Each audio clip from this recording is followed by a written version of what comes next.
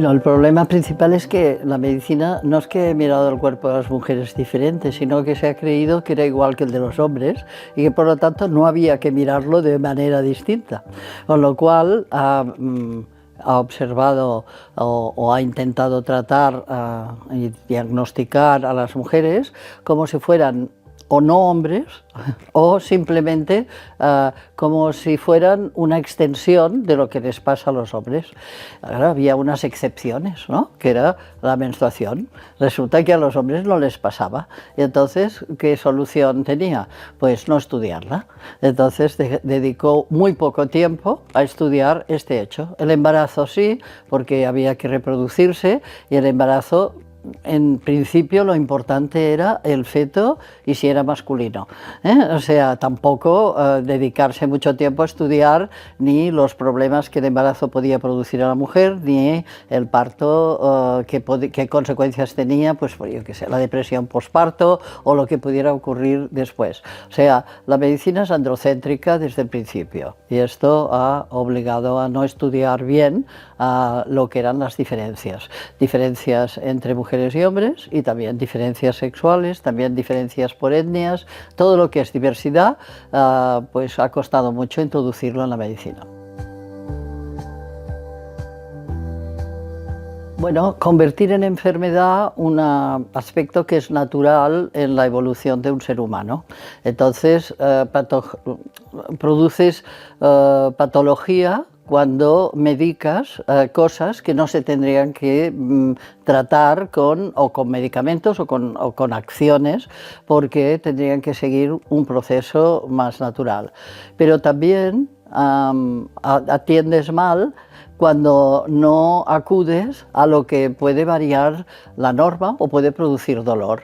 O sea que medicalizar pues es tratar mal, pero no quiere decir que no tengamos que tratar el dolor, ni tratar el dolor menstrual, o tratar alteraciones del ciclo, o tratar el dolor en general. El dolor crónico es de predominio entre mujeres. Entonces, convertirlo en una enfermedad que no es. En general, el dolor en la vida de las mujeres, que es el dolor crónico, es muy frecuente. Esto se le trata con ansiolíticos y antidepresivos que no tienen nada que ver con el origen del dolor, en principio. Y tendrías que estudiar por qué, y tendrías que estudiar si hay causas sociales, personales, psicológicas, muchas, que pueden producir dolor, en lugar de darle el ansiolítico y el antidepresivo en primera visita, que es lo que ocurre si eres mujer más que en hombre. Y en cuanto al ciclo menstrual, pues al dolor, en lugar de estudiar qué causa tiene el dolor en el ciclo, pues entonces darle enseguida un anticonceptivo que no está indicado para el dolor del ciclo menstrual. Les dicen, no, es que es para mejorar, para arreglar el ciclo. No, es para suspender el ciclo. Suspende el ciclo, no hay dolor en principio, pero la persona se va deteriorando porque vas anulando un ciclo que tendría que ir desarrollándose durante la edad reproductiva, de los 14 pues a los 55 años, pues eso anulado. Esto es tratar trastornos del ciclo como una patología. No, una regla sana no tiene que doler, porque es una regla, una menstruación tiene un equilibrio entre dos hormonas, estrógenos y progesterona. Siempre que hay dolor menstrual, está pasando algo con el equilibrio en estas hormonas y por lo tanto se produce pues un exceso de prostaglandina en el momento de la menstruación, y esto es doloroso porque es una hormona inflamatoria. Entonces este dolor no tendría que ser. Se normaliza, claro, se normaliza porque si no les tendría que caer, podríamos decir, la cara de vergüenza de no tratarlo bien. O sea, se dice es normal, y yo siempre digo, a ver, lo frecuente no es normal. Lo frecuente es frecuente y con eso pues tendremos que pensar igualmente de la menstruación abundante, que tampoco tendría que ser frecuente. Aceptar una menstruación, unas características normales del ciclo serían pues que no duela el ciclo, que perdieras máximo 80 centímetros cúbicos al mes, porque es lo que es capaz la médula de reproducir tranquilamente sin caer en una anemia, y después que no tuviera síndrome premenstrual y que los ciclos fueran entre 26 y 32 días, y eso sería saludable. Bueno, pues todo lo que sale de esta norma has de buscar qué está pasando. Entonces, la normalización del dolor en el ciclo ha conducido a no atender bien todas las endometriosis, porque todas cursarán con dolor, y a otras alteraciones del ciclo que pueden pasar, adenomiosis, problemas simplemente del orden de la ovulación, problemas de falta de progesterona. Todo eso es lo que no se estudia porque se normaliza que ha de doler.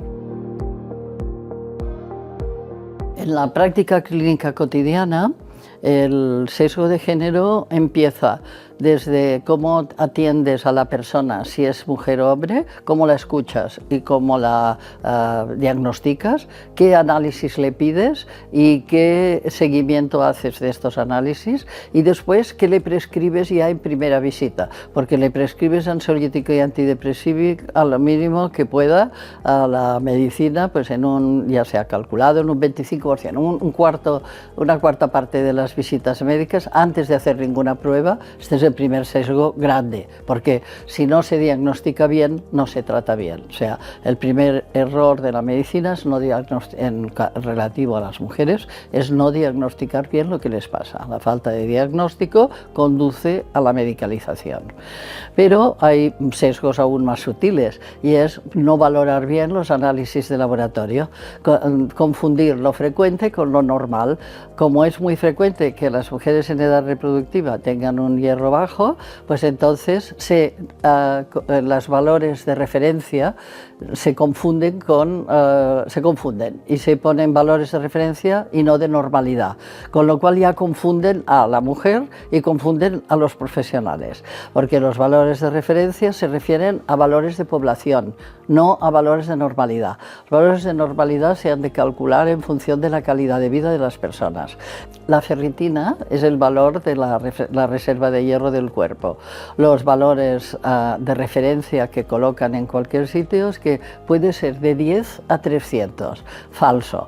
A partir de 50 para abajo no hay hierro en todos los tejidos del cuerpo. Entonces, estos valores se consideran los normales, y cuando hay una ferritina de 20, se dice, no, a usted no le pasa nada. No, no, sí le pasa. No le llega hierro ni al tejido cerebral, ni al corazón, ni a la musculatura. Y eso durante toda la vida reproductiva de las mujeres es un dolor constante, porque esto va a producir dolor, pero es un cansancio constante. El dolor y el cansancio no están bien. Es otro sesgo en la valoración de los valores normales o de referencia. Y la frase sirve para todo, ¿eh? Lo frecuente no es lo normal. El patrón en todas las fases del ciclo es siempre investigar mal. El posparto se ha investigado fatal, la preconcepción se ha investigado fatal, se intenta que ovulen a golpe de hormona, pero no se prepara el cuerpo de la mujer para concebir con progesterona natural, que es como las que pueden parir habitualmente o conciben naturalmente, pues es que tienen un buen equilibrio de las dos hormonas, y en la menopausia pasa lo mismo. O sea, no se investigó, se trató. O sea, pasamos de decir a las mujeres que se abanicaran para los sofocos a decirles que tenían que tomar hormonas para siempre, sin haber contrastado si estas hormonas podían producir algún otro problema, como después se vio con el cáncer de mama, pero peor, con enfermedades autoinmunes, con ictus y con demencia. Estoy hablando de la terapia hormonal sustitutiva, también mal investigada. Creo que todo lo tenemos que hacer para mejorar nuestra calidad de vida, y si hay sofocos y sequedad de piel, pues estupendo, vamos a intentar hacer tratamientos que pueden ayudar. Estos sofocos y sequedad calidad de piel se pueden mejorar de muchas maneras, no necesariamente dando dosis altas de estrógenos. Y entonces, si las dosis altas de estrógenos te pueden dar unas consecuencias, que yo veo que las más graves siempre son el cáncer y la demencia, y ahora acaban de salir artículos explicando cómo el exceso de hormonación de algunas personas están produciendo alteraciones a largo plazo, te lo has de pensar muy bien, costo-beneficio, y sobre todo informar bien a la mujer. La mujer tendría que recibir o tendría que tener posibilidades de darle un consentimiento informado cuando le damos hormonas, y tendríamos que lo tendrían que firmar, y nosotras y las profesionales también, o sea, explicar exactamente qué consecuencias tiene. ¿Por qué no se ha utilizado nunca la progesterona natural como alternativa? Sí que se ha usado, porque yo la he usado 30 años, y Sherilyn Pryor en Vancouver, que es la que me la ha enseñado, es una endocrina que la ha publicado y lo ha expresado, pero no se usa. ¿Por qué? En los laboratorios es muy económica, hay muchas plantas en la naturaleza que tienen progesterona natural, o sea que hay un sesgo también en la comercialización de cosas que nos pueden ir bien. Entonces, cuando se investiga cualquier tema, primero se miran las dosis, se mira las consecuencias que va a tener tu intervención, sea en el cáncer, sea en cualquier otra enfermedad. Y en cambio en el ciclo menstrual siempre se ha intentado tratar antes de investigar. Siempre hay una violencia que puede ser verbal, que puede ser de mirarla o no mirarla, de mirar al ordenador de forzarle alguna exploración. Las mujeres de muchas consultas salen, como dice Katherine Schaumburg, que es la psicóloga del mundo que yo creo que lo ha estudiado más, es sueca, es anuladas. Nullified es un artículo que tiene ella, es decir, las mujeres salen anuladas del acto médico porque no se les deja, esto es ni hablar, ni comunicar, ni se les escucha. Pero además se las medicaliza, con lo cual el acto médico tiene el momento en que lo haces y después la violencia sale después también. ¿Qué le has dado de tratamiento? Entonces aquí, como la investigación de los fármacos no se ha hecho más que en ratas macho, en células de hombre más que de mujer, cuando el medicamento llega a la fase 3 y llega a divulgarse en la población, entonces empiezas a tener unos efectos secundarios, que los que tienen más efectos secundarios por tratamiento hecho en los hospitales son pues de 10 personas. Ahora se ha hecho un trabajo en San Pablo, una compañera, Connie, ha hecho un trabajo diciendo, bueno, pues de cada persona que vuelve al hospital con efectos secundarios, 9 son mujeres y un hombre. Se vacunó la vacuna de la COVID. La vacuna de la COVID se estudió bien entre hombres y mujeres, 50% hombres y mujeres, muy bien, pero no se les preguntó a las mujeres por su menstruación. Y cuando la vacuna llegó al mercado, la vacuna produjo trastornos de la menstruación, y también se tildó a las mujeres que tenían un ciclo alterado, etcétera, que eran ellas las histéricas o las...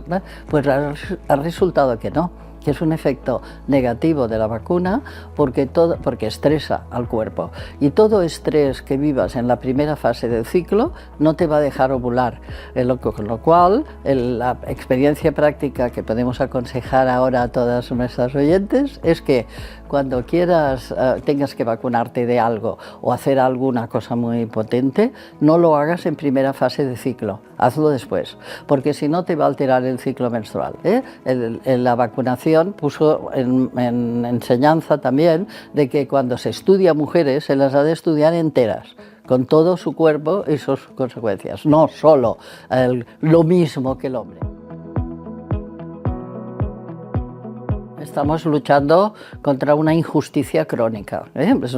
Incluso algunos autores hematólogos que han publicado un artículo que llaman inequidad e injusticia en tratar a las mujeres el tema de la anemia y de la ferropenia, a lo cual me han ayudado mucho anímicamente, porque llevaba 30 años diciéndolo sola que esto era una injusticia. Ahora hay más personas que creen que esto es una injusticia. Por lo tanto, denunciar las injusticias, que es lo que están haciendo las mujeres activistas y las que nos ayudan a visibilizar este problema, y luego exigencia en la docencia y la investigación. Yo creo que ya, creo que Canadá ahora ha sido el país que lo ha hecho mejor. En el 2016 hizo una ley federal en la que cualquier dinero público que se utilice para investigar debe incluir hombres, mujeres y minorías étnicas en el estudio. Con lo cual, no puede ser ya no volver a investigar con dinero público aspectos que afecten o exclusivamente a las mujeres, como menstruación, o temas mixtos como las anemias, que pueden afectar a los dos sexos. Eso ya no es posible. Y después, en la docencia, no se tendría que permitir, a mi entender, ningún catedrático de salud, de ciencias de la salud, que no hubiera hecho trabajos con perspectiva de género. Esto tendría que ser, para mí, una exigencia en la docencia.